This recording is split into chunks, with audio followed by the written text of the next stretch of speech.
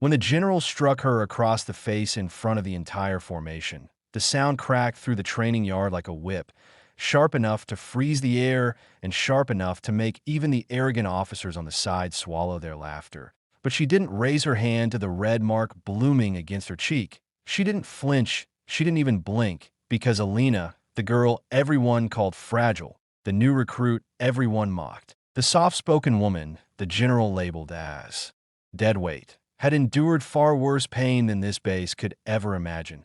And in that moment, as dust drifted around them in the hot wind of the border outpost, nobody in that yard, not the general, not the soldiers, not the snickering trainees, knew that 5 seconds later he would be the one crying desperately for help as the world he controlled shattered around him. Because as the general's hand fell back to his side, and as his pride swelled in front of the watching crowd, the long range alarms erupted like a scream from the mountain perimeter, a warning nobody expected, a threat nobody was prepared for. And Alina, who had spent months keeping her past buried, who had sworn never to reveal who she truly was, recognized the pattern of those alarms instantly. A coded sound she had heard only once before, in the valley where she had lost everything. The trainees panicked as the siren shrieked, scattering in confusion. But Alina's pulse slowed instead of quickened, a strange, steady calm washing through her as she looked toward the ridge where faint dust clouds rose, the unmistakable sign of an approaching enemy convoy equipped with mortars, improvised armor, and stealthy angles that shielded them from drone surveillance. The kind of assault force only an elite Black Flag militia used when they intended to wipe out an entire base. The general spun, suddenly unsure, suddenly rattled, barking contradictory orders. But the communications tower flickered uselessly, jammed by enemy interference. And when he realized that the perimeter snipers hadn't checked in, panic twisted through his voice, and that was when he turned to Alina, the same girl he had just hit, grabbing her by the arm and shouting, "What are you staring at? Move!" Not knowing that she was staring at a formation she had once infiltrated, dismantled, and survived at the cost of her own blood. She didn't move until she closed her eyes for one breath, inhaled the dust, and felt the memory wash over her.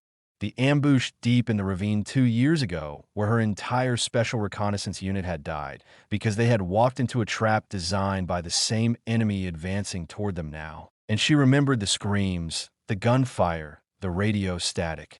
Her commander's last words, "You're the last one left, run." And the silence that followed, a silence that carved her soul into something colder, something sharper, something she had hidden under the quiet persona she wore as camouflage in this base. Her eyes snapped open, and the moment they did, something in her expression changed, something so subtle, yet so terrifying that the general actually stepped back because he saw, for the first time, that the girl he mocked was not scared. Not even slightly. And for a reason he couldn't understand, she now looked like someone who had already calculated the next 20 minutes of the battlefield inside her mind. She pulled her arm free, walked past him, ignoring the shock rippling through the formation, and said in a voice so calm it froze soldiers mid-step, "General, you need to get inside the bunker now." And nobody had ever spoken to him like that. But before he could explode in anger, the distant thud of mortar tubes firing rolled across the mountains like thunder, and the first shell screamed overhead and detonated near the motor pool, sending fire and dust into the sky. Soldiers scrambled, some crying, some dropping weapons, some fleeing toward cover. But Alina didn't flinch. She dashed toward the watchtower where the spotter's binoculars lay unused, climbed in seconds. And when she lifted the optics, her breath hitched because the enemy was not only advancing. They were targeting the one place the general never reinforced. The western tunnel that held the ammunition depot. If a mortar landed there, the entire base would erupt. She slid down the ladder, grabbed the nearest soldier's comms pack, manually bypassed the fried circuits, and rerouted the antenna with such speed that the technician staring at her whispered, "Ma'am, how do you know this?" But she didn't answer because she was already switching frequencies, using an old encrypted band only elite recon teams knew, broadcasting a single steady signal to any surviving drone, a trick she had learned from her fallen commander. The general stumbled toward her, dust in his hair, terror in his voice, yelling, "Fix it! Do something!" The same man who had hit her minutes earlier, and she finally turned to him, her voice low but firm. "If you want to live, do exactly what I say." And his jaw trembled, his pride collapsing under the weight of the reality that she, the girl he struck, was the only one who understood what was happening. As mortars slammed into the perimeter, she took command without needing rank. She ordered 3 soldiers to reposition the sand trucks to block the tunnel entrance, sent 2 to the fuel line too, cut off flammable flow, pulled open the emergency crate, and armed herself with a suppressed carbine and thermal scope, all in one fluid motion. A motion so practiced it betrayed years of elite training. The general watched, numb, as she sprinted toward the ridge, sliding behind cover, breathing deep as she sighted the first enemy spotter. She exhaled and fired. One shot clean, silent, perfect, dropping the enemy scout who had been coordinating their mortar fire, and the barrage immediately grew. Wild and inaccurate, she advanced through dust and broken ground, weaving through explosions, using terrain the way only someone with deep survival instinct could.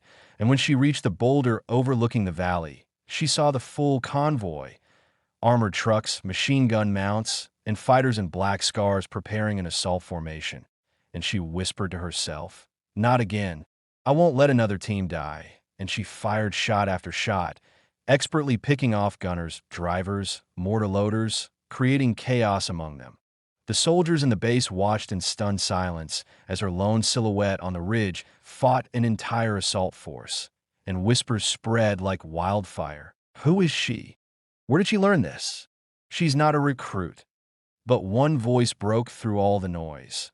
The general's. He sank to his knees, clutching his chest, tears in his eyes, not from pain, but from the shattering realization that he had struck a woman who was saving his life, his soldiers, his base, his legacy. He shouted her name, "Alina! Alina, come back, please."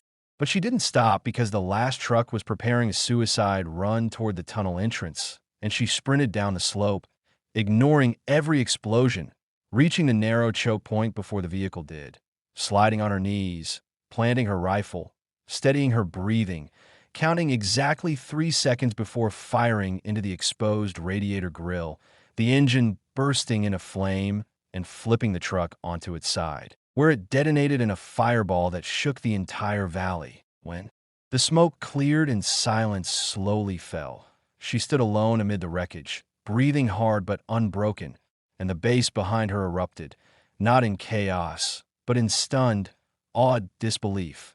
Medics ran forward, soldiers rushed to support her, and the general, sobbing openly now, pushed through them, falling to his knees in front of her, gripping her trembling hands and whispering, "I'm sorry. I'm so sorry. I didn't know. I didn't know who you were." But she just looked at him with calm, exhausted eyes and said, "You don't need to know who I was. Just let me be who I am now." And as they escorted her back to the camp, soldiers saluted her, not out of rank, but out of respect earned in a single hour of unmatched courage. And somewhere above the shattered valley, the lone surviving drone finally responded on the encrypted channel with a message her old commander once sent. "You lived. That means someone else gets to live too." As the smoke drifted slowly across the shattered valley and the sun dipped behind the scorched ridgelines, Alina felt her knees weaken, not from fear but from the sheer weight of everything she had carried. Her past, her losses, her buried identity, the ghosts of the unit she once belonged to. And even as the soldiers rushed around her, cheering her name, treating her like the hero they had never expected, she kept her expression calm and unreadable, because inside her chest the echo of that old, encrypted drone message kept repeating, reminding her that survival was never a victory unless it saved others. And now that the battle was over, she couldn't silence the memories. The general, still trembling, still shaken by the sight of a woman he had dismissed as weak, single-handedly destroying the assault force that should have overwhelmed their entire base, followed her like a shadow, both terrified of her and desperate to understand her. She didn't speak to him until she reached the ruined west tunnel, staring at the smoldering debris that would have killed them all if she hadn't stopped the suicide truck. And when she finally spoke, her voice was low, steady, carrying an exhaustion deeper than mere physical fatigue. You asked who I was, but that never mattered. What matters is who I refuse to become after everything they took from me. The general swallowed, unable to respond, unable to meet her eyes, because in her gaze he saw not anger, not pride, but a sorrow so heavy it made his shame feel small. He began to apologize again, but before he could speak, a faint ping echoed from the comms unit she had rewired earlier, a signal so faint it almost blended with the static, and Alina froze, her breath catching as she lifted the pack to her ear, listening with the urgency of someone drowning reaching for air because she recognized that frequency better than any other, her old unit's emergency band, the one she believed had gone silent forever. The soldiers around her watched as she knelt in the dust, adjusting the dial with shaking hands until the static split open and a broken voice emerged, hoarse, weak, but real. If anyone is receiving, this is Kestrel. Survivors, 2 left, need extraction. And Alina's heart stopped because Kestrel was her commander's call sign. The man she believed dead. The man who had ordered her to run when the ravine collapsed in flames. The man whose final words had haunted her every night. The general gasped, realizing the implication, stammering, your team, they're alive? But Alina didn't answer because tears she had refused to shed for years now burned at the corners of her eyes. And in that moment, the woman, who had just saved an entire base, felt her world tilt. The weight she'd carried shifting into something sharper, something urgent. She rose to her feet with a determination none of them had ever seen, her voice suddenly fierce as she barked orders to the comms technician. Boost the signal. Patch it through the long-range antenna. Now. The technician scrambled, hands shaking as he obeyed, and within seconds the faint transmission strengthened into clarity. Alina, if you're out there, we held as long as we could, enemies still hunting us, coordinates attached. Please, we can't hold another hour. And the general stepped forward, placing a trembling hand on her shoulder, whispering, you can't go alone. You just fought an entire assault team. You're exhausted. You've done enough. But she shook her head, wiping her face with the back of her hand, her expression hardening into the same unbreakable resolve she'd shown on the ridge. I don't leave people behind, she said simply, and those 5 words carried more power than any order the general had ever given. Before he could protest again, the ground quivered beneath their feet, a low rumble growing in the distance. And every soldier spun toward the east ridge, toward the direction of the survivors. Coordinates, where a column of dust rose, followed by the distant crack of gunfire. The general's eyes widened in fear, but Alina's narrowed, analyzing the rhythm of the shots, the angles, the timing, recognizing the desperate defensive pattern of 2 wounded soldiers trying to hold off an entire enemy squad. She didn't waste a second. She grabbed fresh magazines, secured her carbine, tightened her vest, and started running toward the motor pool, shouting at the nearest soldiers, bring me a fast recon bike, full tank, spare ammo, thermal visor, and medkit. Move, and they scrambled with newfound respect, moving faster for her than they ever had for the general. By the time they rolled out the bike, Alina was already strapping an emergency beacon to her shoulder, loading magazines into her belt, checking her optic, her hands moving with the confidence of someone who had lived half her life on the edge of war. The general stepped in front of the bike, desperation twisting his features as he cried, Alina, if you go now, they'll kill you. Please, please, I'm begging you, don't do this alone. And the soldier stared because seeing a general beg was something none of them had ever imagined. But she placed her hand gently on his arm, the same man who had struck her earlier, and said with quiet finality, you hit me because you thought I was weak. But I survived what killed everyone else. I'm not weak, General. I'm just tired of hiding what I am. And she swung onto the bike, revving the engine as dust swirled around her. The general's voice cracked as he whispered, I'm sorry. I'm truly sorry. And she gave him a faint, tired smile, replying, then change. Treat your soldiers better than you treated me. That's all the apology I need. And with that, she shot forward, speeding across the broken valley as the wind tore through her hair and the echoes of battle rattled across the mountains. She rode like she had ridden years ago with her team, her body remembering every maneuver, every evasive tilt, every shift of weight. And as enemy gunfire began flickering on the ridge ahead, she slid the bike behind a rise, dismounted, and crawled up the last slope on her elbows, peering through the thermal scope. Her breath caught as she saw them. Two soldiers, one barely standing, the other bleeding heavily, cornered behind a boulder, surrounded by a squad of enemy fighters preparing to rush them. She didn't hesitate. She steadied her breathing, anchored her elbow, and fired into the first fighter's chest, then the second, then the third, precision shots snapping through the dusk.